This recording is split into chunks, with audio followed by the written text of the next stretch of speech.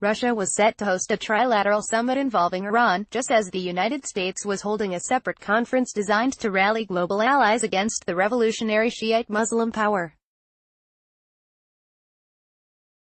The U.S. and Poland launched a two-day international gathering Wednesday officially designed to promote a future of peace and security in the Middle East, but the meeting was widely seen as a venue for President Donald Trump's administration, Israel and Saudi Arabia, to drum up European and Arab support to further press their common foe of Iran. Representatives from Tehran were not invited to the event. As the anti-Iran conference reached its second day in Warsaw, Iranian President Hassan Rouhani joined Russian President Vladimir Putin and Turkish President Recep Tayyip Erdogan 1,000 miles away in the Black Sea city of Sochi, for the latest meeting Thursday of three major powers attempting to resolve the long-running Syrian conflict. In a statement published Monday, the Kremlin said that further joint steps with a view to a long-term settlement in the Syrian Arab Republic are expected to be discussed. Putin was also anticipated to hold separate meetings with Rouhani and Erdogan. Iranian President Hassan Rouhani, Turkish President Recep Tayyip Erdogan and Russian President Vladimir Putin. From left, a walk past a portrait of Ayatollah Ruhollah Khomeini, the founder of the Islamic Republic, as they arrive for a press conference, after meeting in Tehran, Iran, on September 7, 2018. The three heads of state have taken the lead in attempting to solve Syria's conflict, set to enter its 8th year next month. Kirill Kudratsev, AFP, Getty Images. Iran has been at odds with the U.S. and a number of other Western countries since the 1979 Islamic Revolution that deposed a West-backed monarch and saw a clerical Shiite Muslim leadership take over. As Tehran celebrated the 40th anniversary of the uprising, this feud worsened in the wake of new, strict sanctions due to Trump's decision to leave a 2015 nuclear deal still supported by China, Russia and the European Union.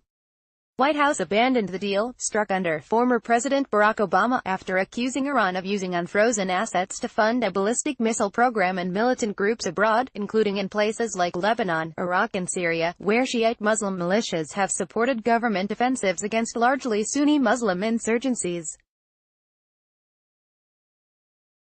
Groups such as Al-Qaeda and, later, the Islamic State militant group, ISIS, took hold in the region after the 2003 U.S. invasion of Iraq, spreading to Libya and Syria in 2011 after uprisings also backed by Washington and its allies. Though the U.S. and Iran have both contributed to the fight against ISIS in Iraq and Syria, they have opposed one another's presence in the neighboring Arab states, and elsewhere in the Middle East. In 2015, a year after the Pentagon gathered a coalition to battle ISIS, and the same year the U.S. teamed up with a mostly Kurdish force to replace rebel groups as its primary ground partner in Syria, Russia intervened in favor of Assad. The Syrian government has since gradually reclaimed most of the country, leaving the U.S.-backed Syrian Democratic Forces with roughly a third of the territory, and one northwestern province in the hands of the Islamist-led insurgency.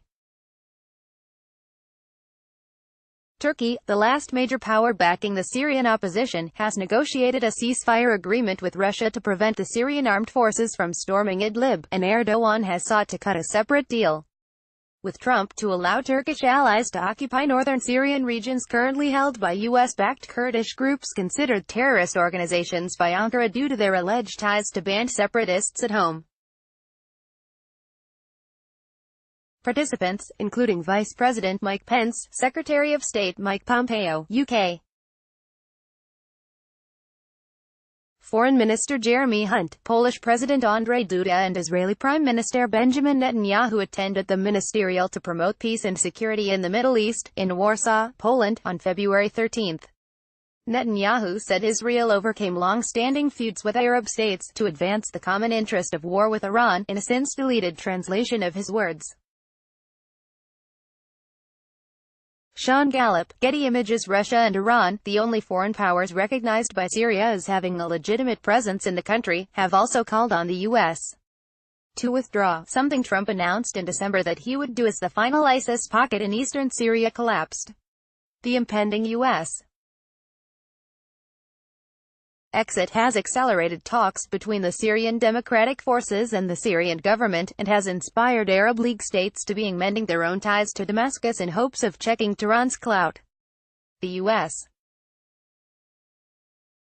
was set to use the ongoing Warsaw Conference to solidify an Arab coalition against Iran, and Israeli Prime Minister Benjamin Netanyahu vowed his country would overcome decades of hostility with the Arab world to advance the common interest of war with Iran.